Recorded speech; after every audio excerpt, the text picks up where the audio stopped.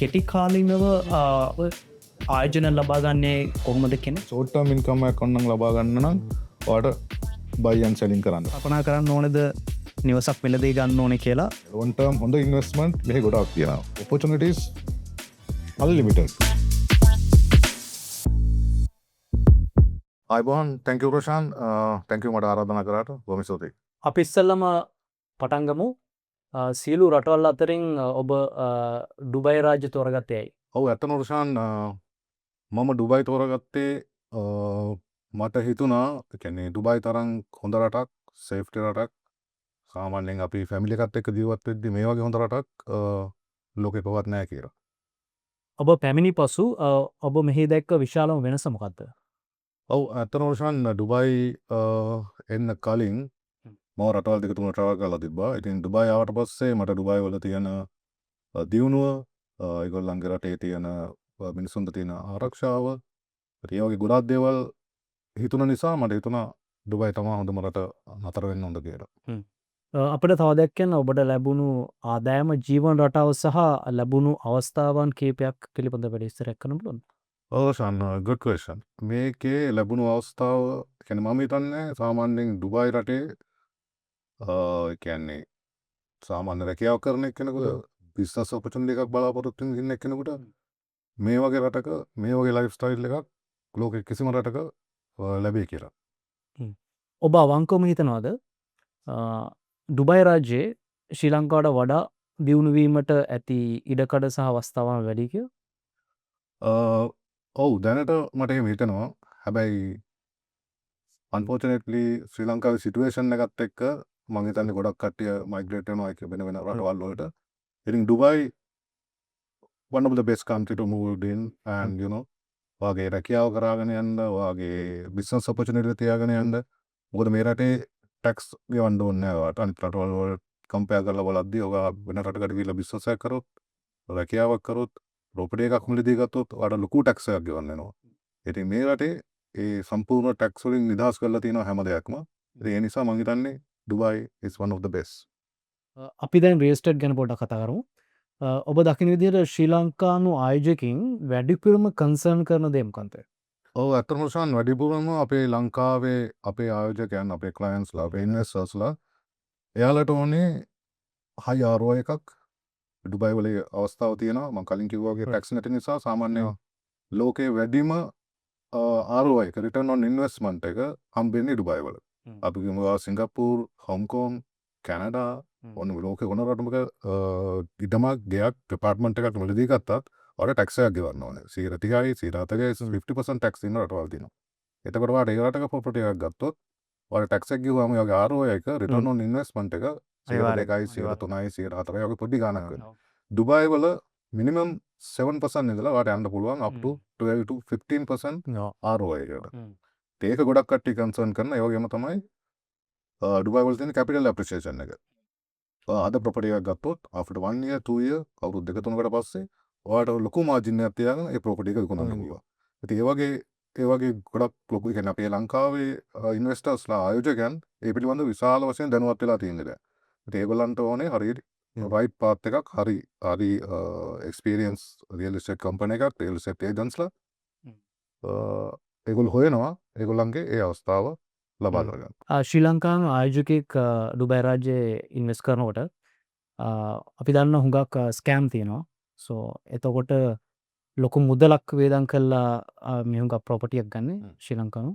සෝ එතකොට ඔබ හිතන විදිහට ආයෝජකයෙක් වැඩිපුරම් පරිස්සම් විය යුතු දැන් මොනවාද? ඔව් ඕක ඇත්තටම හොඳ ප්‍රශ්නයක් වශයෙන් ඕක ගොඩක් කට්ටිය අපෙන් අහන ප්‍රශ්නයක්. ස්කෑම්ස් කියලා ගත්තාම ඇත්තටම ඔවදී දැනට අවුරුදු සාමාන්‍යයෙන් 10කට 15කට විතර කලින් ඩුබයි රියල් එස්ටේට් වල ගොඩක් වුණ දෙයක්. ඒ කියන්නේ මෙහෙට එනවා ඩිවෙලොපර්ස්ලා එයාලා කරන්නේ ඒගොල්ලන්ගේ ප්‍රොජෙක්ට් එක ස්පෙෂලි ඔෆ් ප්ලෑන් කියලා කියන්නේ ප්‍රොපර්ටි එක හදලා නැහැ. ඒගොල්ලෝ ඩිවෙලොපර් ලොන්ච් කරනවා. එතනදී ඒගොල්ලෝ ප්‍රොපර්ටි එක ලොන්ච් කරද්දී ඒගොල්ලෝ ගන්නවා ඩවුන් පේමන්ට් එක. 10%ක් 20%ක් ප්‍රොපර්ටි වටිනාකමේ. ඉතින් ඒ ඩවුන් පේමන්ට් එක අරගත්තට පස්සේ සමහර විට පහවදාට අපිට ඩිවෙලොපර් හොයාගන්නත් නැහැ මාකට් එකේ. ඉතින් කවුද ඩිවෙලොපර් දන්නේ කොහෙන්ද ආවේ මොන රටෙන් ආවද? ඒ කියන්නේ කිසිම කන්ට්‍රෝල් එකක් තිබිලා නැහැ අතරම. ඉතින් දැන් ඇත්තටම කාටවත් බය වෙන්න දෙයක් නැහැ. ඩුබායි වල එක රුපියලක්වත් එක දිරාමයක්වත් වේදම් කරන්න ප්‍රොපර්ටි වලට. ඇයි? ඩුබායි ගවර්න්මන්ට් එක තමයි හැම දෙයක්ම කන්ට්‍රෝල් කරන්නේ. එයාලගේ හැම ඩෙවලොපර් කෙනෙක්ම ප්‍රොපර්ටි එකක් ලොන්ච් කරන්න කලින් ස්ක්‍රූ account එකක් ඕපන් කරන්න ඕනේ. ඒක ඕපන් කරන්නේ ප්‍රොජෙක්ට් එකේ නමට ඩුබායි ගවර්න්මන්ට් එකේ. ගවර්න්මන්ට් account එකක්. ඉතින් ඔක්කොම ඩවුන් පේමන්ට්ස් ඔක්කොම බැර වෙන්නේ escrow account ස්ක්‍රූ account එකට. ඉතින් ස්ක්‍රූ account එකෙන් තමයි ඊට පස්සේ කන්ස්ට්‍රක්ෂන් එක යන විදිහට සල්ලි රිලීස් කරන්නේ ඩෙවලොපර්ට. ඉතින් එතනින් මාර කන්ට්‍රෝල් එකක් තියෙනවා. අනිත් බිල්ඩින් එකේ ක්වොලිටි එක ඒගොල්ලෝ බලනවා. ඒක නිසා දැන් ඒකයි රියල් එස්ටේට් ඇත්තටම ඩුබායි වල one of the best වෙලා තියෙන්නේ. රියල් එස්ටේට් බූම් වෙන්නේ අන්න ඒ නිසා. මොකද ගවර්න්මන්ට් එකෙන් හැම දෙයක්ම ක්‍රිස්ටල් ක්ලියර්. ඒගොල්ලෝ ඔක්කොම ටික හරියට බලනවා ලීගලි. ඉතින් ඒක සෑහෙන හොඳ අවස්ථාවක් ලෝකෙ ඉන්න ඉන්වෙස්ටර්ස්ලාට මේ ඇවිල්ලා ප්‍රොපර්ටිස් වල ආයෝජනය කරන්න.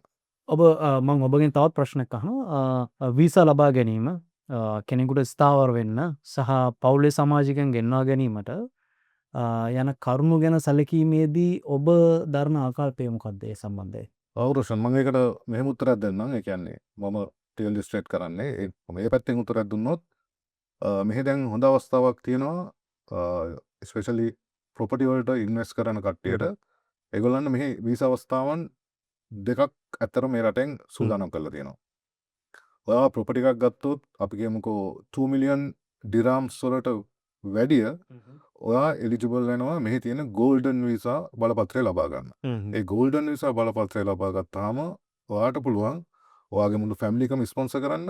ඒ කියන්නේ ඔයාට ලෝකල්ස් කවුරුත් මේකට ගෑවෙන්නේ නැහැ. ඔයා තමයි ස්පොන්සර්. ඔයාට ඔයාගේ ෆැමිලි එක ස්පොන්සර් කරන්න පුළුවන්. මෙහෙන් බැංක් account එකක් ඕපන් කරන්න පුළුවන්. ඔයා ගත්ත ඇපාර්ට්මන්ට් එකේම නම් ඔයාට ඉන්න පුළුවන්. නැත්නම් වෙන එකක් රෙන්ට් කරන්න පුළුවන්. ඔයාගේ ඇපාර්ට්මන්ට් එක රෙන්ට් කරලා ඔයාගේ ගේ රෙන්ට් කරලා ඒ ආදායමෙන් ඔයාට වෙන එකක් රෙන්ට් කරන්න පුළුවන්. ඒ වගේ අවස්ථාවල් ගොඩක් තියෙනවා. අනිත් එක තමයි මේ ගෝල්ඩන් කාඩ් ලාභීන්ට මේ විශේෂ අවස්ථාස් තියෙනවා. ඒ කියන්නේ සමහර ඩිස්කවුන්ට්ස් හම්බ වෙනවා. වෙන රටවල් වලට ට්‍රැවල් කරන්න අවස්ථාව හම්බ වෙනවා. ඉතින් ඒ වගේ ගොඩක් ඔපචුනිටිස් තියෙනවා. ඔයාට ගෝල්ඩන් වීසා බලපත්‍රය තියෙනවා.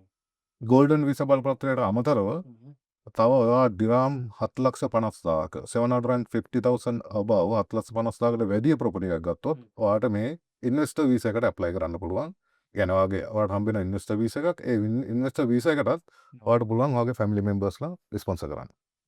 තව ප්‍රශ්න තමයි ඩුබායි රියල් එස්ටේට් වල කෙටි කාලිනව ආයෝජන ලබා ගන්නේ කොහොමද කෙනෙක් සහ දීර්ඝ කාලිනව බැලුවොත් දීර්ඝ කාලිනව ආයෝජකෙක් ලාභ ලබා ගැනීමේ කොහොමද? ඒ දෙකේ වෙනස සහ ඒ දෙකේ තියෙන වටිනාකම මොනවාද? ඔව්, ඇත්තටම ඩුබායි වල දේපල වෙළඳාමේ ඉන්වෙස්ට් කරාම ආයෝජනය කරාම අවස්ථා දෙකම ඔයාට ලබා ගන්න පුළුවන්. සාමාන්‍යයෙන් අපි කියනවා ෂෝට් ටර්ම් ඉන්කම් එක. ඔයාට ෂෝට් ටර්ම් ඉන්කම් එකක් ඔන්නම් ලබා ගන්න නම් ඔයාට බයි ඇන්ඩ් සෙලින් කරන්න පුළුවන්. අපි කියමු කෑෂ් තියෙනවා කියලා. ඔයාට 2 මිලියන් කෑෂ් තියෙනවා. ඔයා මට කියනවා රංජන් මම 2 මිලියන් කෑෂ් තියෙනවා. මට ඔයා හොඳ ඩීල් එකක් හොයලා දෙන්න, ඩිස්ට්‍රෙස් ඩීල් එකක්. ඒ කියන්නේ සාමාන්‍ය මාකට් ප්‍රයිස් එකට වැඩිය අඩුව. කෑෂ් වලින් ඉන්වෙස්ට් කරනවා නම් මේ ඒ වගේ අවස්ථා ගොඩක් තියෙනවා. ඉතින් ඔයාට ඒක මුදල් දීලා ලබාගෙන ඒ කියන්නේ ට්‍රාන්සැක්ෂන් එක වුණාට පස්සේ ඔයාට ඒක තව මාස 6කින් අවුරුද්දකින් තව ප්‍රීමියම් එකක් තියාගෙන තව කැපිටල් එකක් තියාගෙන ඔයාට ඒක විකුණන්න පුළුවන්. එහෙම නැත්නම් ඔයාට ප්‍රොපර්ටි එකක් කරගෙන ඔයාට මෙහි තියෙනවා මෙහි ඇත්තටම ගොඩක් ට්‍රාන්සැක්ෂන් යනවා හොලිඩේ හෝම්ස් වලට. Airbnb, booking.com ඒ වගේ ප්‍රොපර්ටි එක දාලා ඔයාට අවුරුද්දකට රෙන්ට් කරනවට වැඩි ආදායමක් ඉක්මනින් ලබා ගැනීමේ අවස්ථාව තියෙනවා. අපි කතා කරොත් ලෝන් ටර්ම් ඉන්වෙස්ට්මන්ට් මේ මම කලින් කිව්වා වගේ ඩුබායි වල තියෙනවා ඕෆ් ප්ලෑන් ප්‍රොපර්ටිස්. ඒ කියන්නේ ප්‍රොපර්ටි එක හදගෙන නැහැ. ප්‍රොපර්ටි එක අද තමයි ලොන්ච් කරන්නේ. ඔයා අද ඒක ඩවුන් පේමන්ට් එකක් ගෙවලා ගන්නවා පොඩි ගාණක්. අපි 1 මිලියන් වටින ප්‍රොපර්ටි එකක් නම් ඔයා අපි කියමුකෝ දිරම් 50,000ක් අද දීලා ඔයාගේ යුනිට් එක ඔයා වෙන් කරගන්නවා. ඊට පස්සේ හැම ඩිවලොපර් කෙනෙක්ගේම මෙහි තියෙනවා රොෂාන් කියන්නේ පේමන්ට් ප්ලෑන් එකක්. ඒ කියන්නේ ඔයාට මාසෙකට one ප්‍රොපර්ටි එකේ වටිනාකමේ 1% ගෙවන්න පුළුවන්. නැත්නම් every 5 months ඔයාට 5% ගෙවන්න පුළුවන්. ඒ වගේ කස්ටමයිස් කරගන්න පුළුවන් පේමන්ට් ප්ලෑන් තියෙනවා. එතකොට ඒ වගේ එකකට ගියාම ඔයාගේ ප්‍රොපර්ටි එක හැදිලා ඉවර වෙද්දී දැන් ඔයා අද 1 මිලියන් වලට ගත්ත ප්‍රොපර්ටි එක after 3 years ඒගොල්ලෝ hand over කරනවා නම් ඒ 3 years වලදී ඔයාට ඒ ප්‍රොපර්ටි එකම හොඳ මාජින් එකක් තියාගෙන සාමාන්‍ය 1.5 1.6 මිලියන් වලට වගේ විකුණන්න පුළුවන් ඇවරේජ්. ඊට අමතරව ඇත්තම ඩුබායි වල කවුරු ඩුබයි ගැන දන්නවනම් ඒ කියන්නේ long term හොඳ ඉන්වෙස්ට්මන්ට් මෙහි ගොඩක් තියෙනවා. මම එක්සාම්පල් එකක් කිව්වොත් ඩුබයි හිල්ස්, ස්ප්‍රින්ග්ස්, මැඩෝස් ඒ වගේ රශාන් ඒ කියන්නේ ඕෆ්ලෑන්ඩ් ස්ටේජ් එකේදී ප්‍රොපර්ටියක් 3 bedroom town houses එකක් ඒගොල්ලෝ විකුණුවා ඩිවෙලොපර් විකුණුවේ $2.3 million වලට. Right. හරිද? ඒක හෑන්ඩ් ඕවර් කරලා දැන් අවුරුදු 4ක් 5ක් විතර වෙන්නේ. අද ප්‍රයිස් එක just guess like 4.65 million. Almost double they make their investment 2 times bigger. ඒ වගේ ඉන්වෙස්ට්මන්ට් ගොඩාක් තියෙනවා. ඉතින් ඔයගොල්ලෝ හරි පාත් එක හොයාගන්න ඕනේ ඒ වගේ තැනකට ඉන්වෙස්ට් කරන්නේ කොහොමද කියලා. ඔබගේ අදහස් අනුව ඩුබයි වල කුලියට රෙන්ට් එකට ඉන්න කෙනෙකු කොපමණ අවුරුදු කාලයක් රෙන්ට් එකේ ඉඳලා ඊට පස්සේ එයා කල්පනා කරන්න ඕනේද නිවසක් මිලදී ගන්න ඕනේ කියලා ඒ අනුව ඔබගේ අදහස් මොකද්ද කොච්චර කාලෙකින් තමාන්ටම කියලා නිවසක් මිලදී ගන්න අවශ්‍යද?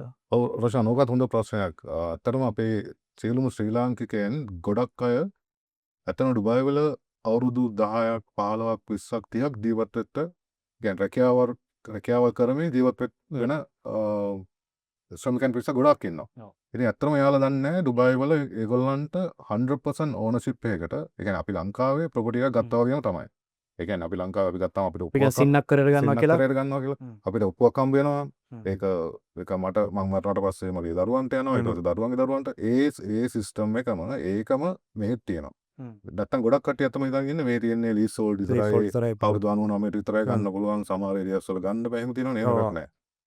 ඉතින් අර රෙන්ට් එකට දැන් ඒ කට්ටිය සමහර විට අවුරුදු 10ක් ඉන්න කෙනෙක් අපි කිව්ව මාසෙට දෙනම් ලක්ෂයක රෙන්ට් එකට ඉන්නවා කියලා 2 bedroom apartment එක මරීනා for example. ඒක අවුරුදු 10ක් ඇද්දී යා කීයක් ගෙවලාද රෙන්ට් එක ඒ ප්‍රොපර්ටි එක අයිතිකාරයට. අනිත් එක තමයි ඒගොල්ලන්ට හොඳ අවස්ථාවක් තියෙනවා මෙහි සාමාන්‍ය බැංකු වලින් දවසක් පිළිදී ගන්න ඔයගොල්ලන්ට ලෝන්ස් දෙනවා. ඉතින් ඒ ලෝන් එකක් අරගෙන අපි 80ක් 100%ම ගන්න පුළුවන් අවස්ථා සමහරලාට තියෙනවා. සාමාන්‍යයෙන් 80ක් ප්‍රොපර්ටි වටිනාකමෙන් ඔයාලට බැංකු වලින් මෝගේජ් එකක් ගන්න පුළුවන්. ලෝන් එකක් ගන්න පුළුවන්. ඒක ඔයාගේ වයස අනුව අවුරුදු 10ක් 15ක් 20ක් ගෙවාගෙන යන්න පුළුවන්. ඉතින් එහෙම ගත්තත් පාඩුවක් නැහැ. තමන් රෙන්ට් එකට සල්ලි ගෙවනවට වඩා තමන්ගේ ඕන් එපාර්ට්මන්ට් එකේ තමන්ගේ එපාර්ට්මන්ට් එකේ ඉඳගෙන බැංකුවට ගෙවන එක ඇත්තටම ලාභයි. රෙන්ට් එකට ඉන්නවට වැඩිය ඒක ඇත්තටම ගොඩක් කට්ටිය දන්නේ නැහැ. ඉතින් ඒකටම අපි මේ දැනුවත් කරන්නේ. ඉතින් එහෙම ලොකු අවස්ථාවක් තියෙනවා ප්‍රොපර්ටි එකක් ගන්න මේ හරි අවුරුදු 5ක් ඊට පස්සේ තමයි ඔය එලිජිබල් ප්‍රොපර්ටි එකක් ගන්න එහෙම එකක් නැහැ. ඔයාලට විසිට් වීසා එකේ ඇවිල්ලා ප්‍රොපර්ටි එකක් ගන්න පුළුවන්. ඔයාලට එම්ප්ලොයිමන්ට් වීසා එකේ ඉඳලා ඔයාලට ප්‍රොපර්ටි එකක් ගන්න පුළුවන්. මට තව ප්‍රශ්නයක් තියෙනවා. ඒතකොට විසිට් වීසා එකක් තියෙන කෙනෙක් කොහොමද මේ බැංක් account එකක් නැතුව ප්‍රොපර්ටි එකක් මිලදී ගන්නේ කොහොමද? ඒක පොඩ්ඩක් පැහැදිලි කරන්න. විසිට් වීසා තියෙන කෙනෙක් ඇත්තටම මෙහෙ කියන්නේ එයාට මෝගේජ් එකකට යන්න බෑ.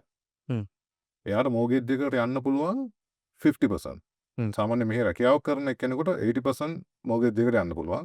හරි. ඔයා මෙහි රැකියාවක් කරන්නේ නැත්නම් ඔයාගේ සුදුසුකම් බලලා ඔයාගේ ලංකාවේ ඔයාට 50ක් යනකම් ප්‍රොපර්ටි එක වටිනාකමෙන් ලෝන් එකක් අපිට අරන් දෙන්න පුළුවන්. දැන් ඔබ කියන විදිහට ශ්‍රී ලංකාවේ ඉඳලා ඩුබයි වලට ආපු ගමන් කෙනෙකුට ප්‍රොපර්ටි එක මිලදී ගැනීමට හැකියාව තියෙනවා ඔබ කියන විදිහට. ඇත්ත වශයෙන්ම රොෂාන් මම වර දෙයක් කියන්නේ ඒ කියන්නේ ඔයාට ලංකාවේ ඉඳලා ඩුබයි වලට එන්නම අවස්ථාවක් නැහැ ප්‍රොපර්ටි එකක් ගන්න. ඔයාට තියෙන්නේ ඔයාගේ ට්‍රස්ටඩ් ඔයා විශ්වාස කරන ඔයාගේ ඒජන්ට් ඔයා සාමාන්‍යයෙන් අපි කියමු ප්‍රොපර්ටි එකක් ගන්න ඉස්සෙල්ලා රිසර්ච් එකක් කරනවානේ. ඔය බලන මොකද්ද ගන්න කොහෙන්ද ගන්න එයාට හම්බෙන ROI එක මොකද්ද ඊට පස්සේ මේකේ කැපිටල් ඇප්‍රීසියේෂන් එක මොකද්ද ඒ ඔක්කොම හොයනවානේ ඉන්වෙස්ටර්ස්ලා. ඉතින් අත්‍තරම එයාට එයාගේ ට්‍රස්ටඩ් ඒජන්ට් කෙනෙක් ඉන්නවනම් රියල් එස්ටේට් කම්පැනි එකක් තියෙනවනම් ඔයාට ඔයාගේ පාස්පෝර්ට් කොපිය එවනම් ඇති. ඔයාගේ පාස්පෝර්ට් කොපියට ඔයාගේ ප්‍රොපර්ටි එකක් මේ විලදී ගන්න අවස්ථාව තියෙනවා. මම අර කලින් කිව්වා වගේ ඩුබයි ගවර්න්මන්ට් එකෙන් ඩුබයි මෙහි ආණ්ඩුවෙන් ඒ හැම දෙයක්ම කන්ට්‍රෝල් කරලා තියෙන්නේ හැමදේම සිස්ටමැටික් කරලා තියෙන්නේ හරිම ලේසි. මෙහි අනිත් එක තමයි මෙහි තියෙන රොෂාන් ඩුබයි රෙස් කියලා ඇප් එක. ඔයාට ඒක ඩවුන්ලෝඩ් කරගන්න පුළුවන් ඔයාගේ ෆෝන් එකේ. ඊට පස්සේ ඔයාට බලන්න පුළුවන් ඔයා ගන්න ප්‍රොපර්ටි එක. ඊට පස්සේ ඒකේ තියෙන ඒකේ අයිතිකාරය කවුද? ගත්තේ මොකද්ද? රෙන්ට් කරපු ගාන කීයද?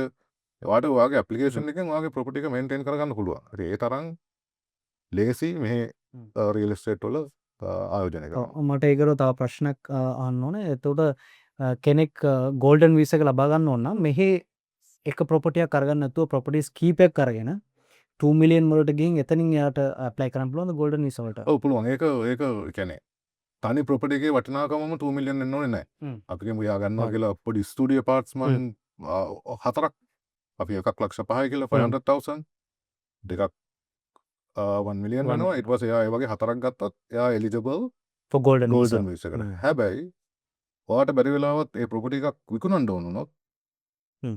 ඒ කියන්නේ ඔයාට ඔයාගේ ගෝල්ඩන් වීසා එක කැන්සල් කරන්න වෙනවා. ඒකට ඔයාට කරන්න තියෙන්නේ ඔයා අපි කියමුකෝ ඇපාර්ට්මන්ට් ඔයාට 6ක් තියෙනවා 5ක් තියෙනවා කියලා. ලක්ෂ 5 ඒවා 4කින් අරගෙන 2 මිලියන් ඔයා කම්ප්ලීට් කරලා තියෙනවා. ඊට පස්සේ ඔයා ගාව තව එකක් තියෙනවා. ඔයාගේ පස්වෙනි එකත් 500,000 එක ඔයාට ඒක විකුණන්න පුළුවන්. හරි තේරුණා? ඒ 2 මිලියන් ඔයාගේ කැපිටල් එක ඔයා තියාගන්න ඕනේ. එතනින් උඩට තියෙන ඕන දෙයක් ඔයාට විකුණන්න සෙල් කරන්න ඕන දෙයක් කරන්න පුළුවන්. The golden visa එකට eligible වෙන්නේ ready properties විතරද නැත්නම් off plan properties වලටත් ඒක apply වෙනවද? හොඳ ප්‍රශ්නයක් වස්තන. ඕක ඉස්සෙල්ලා ඒ කියන්නේ දැනට අවුරුදු ගානකට කලින් මෙහෙ තිබ්බේ ඔයා රෙඩි අවසන් කරපු ගයක් හරි ඇපාර්ට්මන්ට් එකක් හරි ගත්තොත් තමයි ඒ කියන්නේ වැඩ නිම කරපු එකක් ගත්තොත් තමයි ඔය එලිජිබල් වෙන්නේ. ඔයා සුදුසුකම් ලබන්නේ ගෝල්ඩන් වීසා බලපත්‍රයට. හැබැයි දැන් ඔයාට සාමාන්‍යයෙන් මම කලින් කිව්වා වගේ ඕෆ් ප්ලෑන් ප්‍රොපර්ටිස් ඒ කියන්නේ හදලා ඉවර නැති ඒවා ප්‍රොපර්ටි එකේ මුළු වටිනාකම දිරාම් මිලියන් 2කට වැඩි වෙන්න පුළුවන්. හැබැයි ඔයා ඩවුන් පේමන්ට් එකක් කිව්වොත් 100,000 ඔයා ඔයාට අපි ගෝල්ඩන් වීසා එක ඇප්ලයි කරන්න අවස්ථාව දැන් උදා වෙලා තියෙනවා. ඔබ දකින විදිහට ශ්‍රී ලංකාවේ සිටින පුද්ගලයන් ඩුබායි ගැන තියෙන වැරදි වැටහීම් මොනවාද? ඕෂන් ඕක ඇත්තටම අපේ ස්පෙෂල් ඒ කියන්නේ අපේ ශ්‍රී ලාංකිකයන් ඇත්තටම හිතන් ඉන්නවා ඒ කියන්නේ ඩුබායි මේ කිව්වම අර මේක ඇත්තටම මුස්ලිම් රටක්නේ. දැන් යාළුවෝ හිතන් ඉන්නේ ඩුබායි කියලා කිව්වම අර සෞදි අරාබියා වගේ ඒ කියන්නේ නීති තදයි එහෙම ඒ වගේ රටක් කියලා. ඇත්තටම ඩුබායි කියන්නේ ඒ වගේ රටක් නෙමෙයි.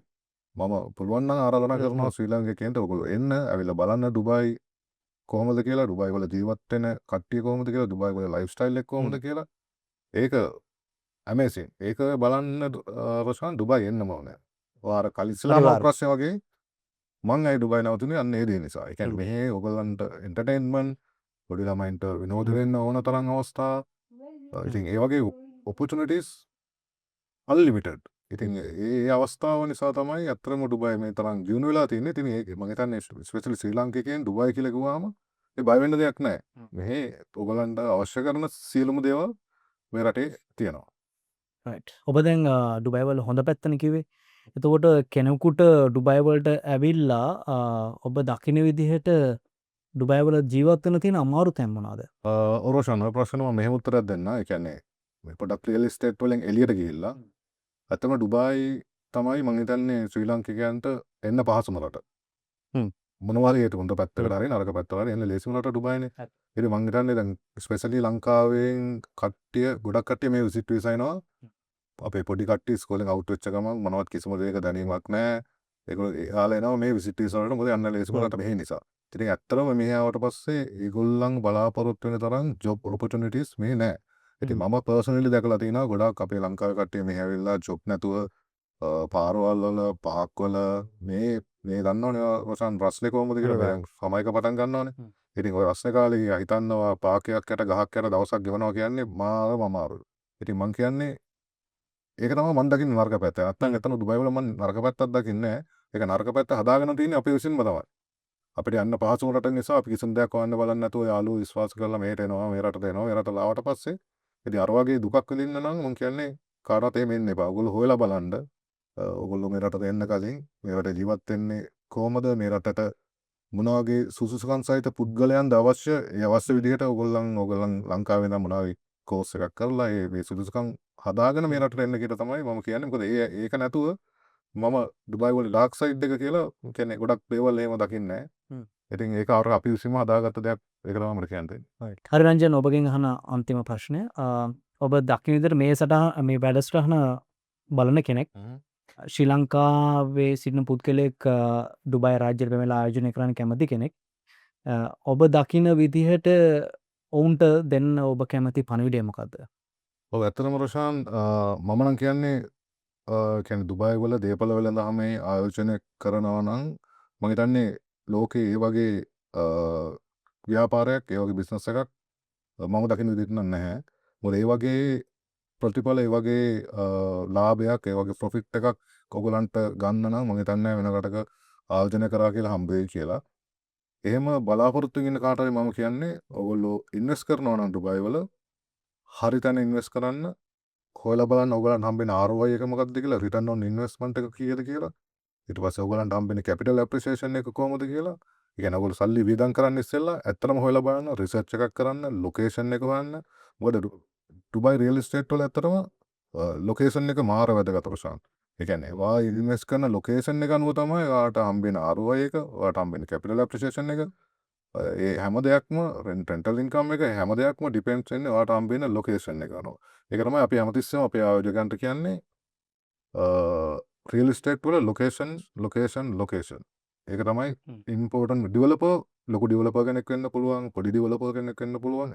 ඒක ප්‍රශ්නයක් නෑ අතන. මොකද මම කලින් කිව්වා වගේ ගවර්න්මන්ට් එකකින් ඉන්වෝල්ව් වෙලා තිනවා ක්වොලිටි එක බලනවා ෆන්ඩ්ස් රිලීස් කරන්නේ කොහොමද කියලා බලනවා. ඒ ඔක්කොම කන්ට්‍රෝල් වෙන නිසා ඩෙවලොපර් ප්‍රශ්නයක් නෑ අතරම. ඔයා බලන්න ඕනේ ඔයාගේ ඔයා ඉන්වෙස්ට් කරන්නේ හරි තැනද හරි ප්‍රොපර්ටි එකටද හරි ලොකේෂන් එකටද කියලා. ඇත්තම අපි ලැවිනියා ප්‍රොපර්ටිස් එක ඩුබායි වල ඉන්නේ ඒකට ප්‍රශාන්ත්. ඒ කියන්නේ ඕගොල්ලෝ හරියට අපිට කිව්වොත් හරි මගේ බජට් එක මෙච්චරයි මට ගන්න ඕනේ මෙන්න මේ වගේ ප්‍රොපර්ටි එකක් මොකක්ද සජෙස්ට් කරන තැන කියලා ඇහුවොත් ඇත්තම අපි ඒ කියන්නේ ෆ්‍රී ඔෆ් චාර්ජ් අපිට ඔයගොල්ලන්ව ගයිඩ් කරන්න පුළුවන් ඔයා කොතනද ඉන්වෙස්ට් කරන්න ඕනේ ඔයා කොතනින්ද ප්‍රොපර්ටි එකක් ගන්න ඕනේ ඔයාගේ බජට් එක මේක නම් හරි අපි ඔයාට මෙන්න මේක සජෙස්ට් කරනවා. ඉතින් ඒ වගේ ඇත්තම ප්‍රශ්න ඒ කියන්නේ ගොඩාක් ඔපචුනිටිස් තියෙනවා. ඉතින් මම හිතන්නේ අර මම කලින් කිව්වා වගේ ලොකේෂන් එක තමයි වඩා සෑහෙන වැදගත් වැදගත් වෙන්නේ. වෙන්නේ. බොහොම ස්තුතියි එහෙනම් අපි ඊළඟ වැඩසටහනේ සම්බන්ධ Thank you Prashant. Thank you very much.